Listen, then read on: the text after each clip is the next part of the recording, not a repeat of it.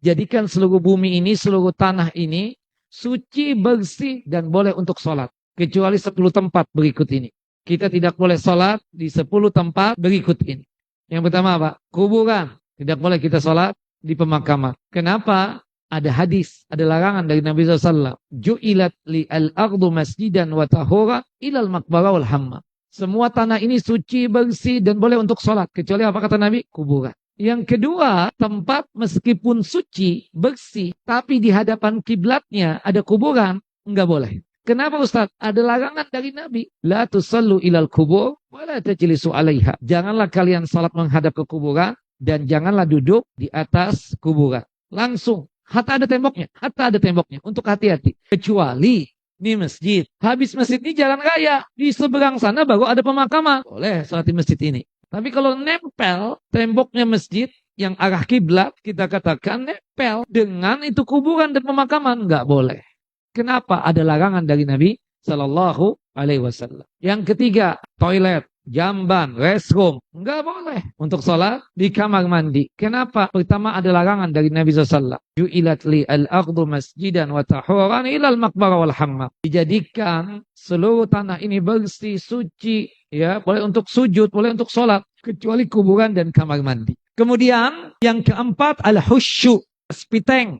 Subhanallah, sholat id nih kita di sini. Atau Jumatan, sampai keluar sana. Ada spiteng di situ, di depan sana. Di atasnya kita gelar sajadah sekalipun. Nggak boleh. Karena spiteng itu tempatnya apa? Kotoran. Tidak dibolehkan. Allahu a'lam bishawab. Yang kelima, kandang onta. Kandang onta nggak boleh. Tidak boleh. Kenapa? Ada dalil. Hadis dari Bara bin Azib radhiyallahu anhu. Rasulullah SAW bersabda, janganlah kalian tersebut sholat di kandang onta. Karena kandang onta itu tempat kongko-kongkonya syaitan. Itu alasannya. Onta binatang yang halal, kotorannya tidak najis. Cuma untuk sholat di kandang onta tidak boleh secara khusus. Karena kandang onta itu tempat berkumpulnya bangsa jin dan syaitan. Kemudian dikembangkan segala tempat berkumpulnya syaitan dan bangsa jin, kita nggak boleh sholat di situ. Maka muncullah yang keenam, yaitu apa? Tempat ibadahnya orang kafir. Dan tempat ibadahnya orang musyrik, apapun namanya, gereja, pura, wihara, kemudian sinagog,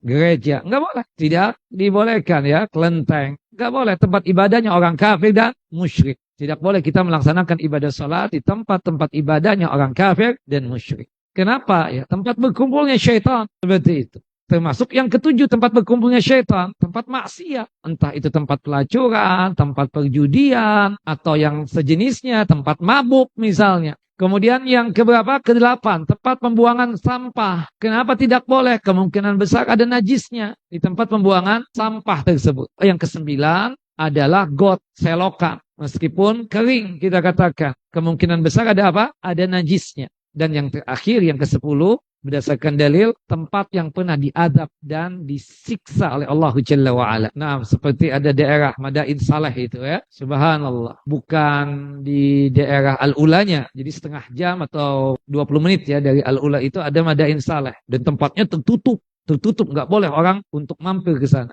Itu tempat yang pernah diadab. Kita nggak boleh sholat di situ. Kata Nabi SAW, bersegera kalian. Jangan berusaha untuk diam di situ. Sekedar lewat saja boleh. Tidak mengapa yang demikian.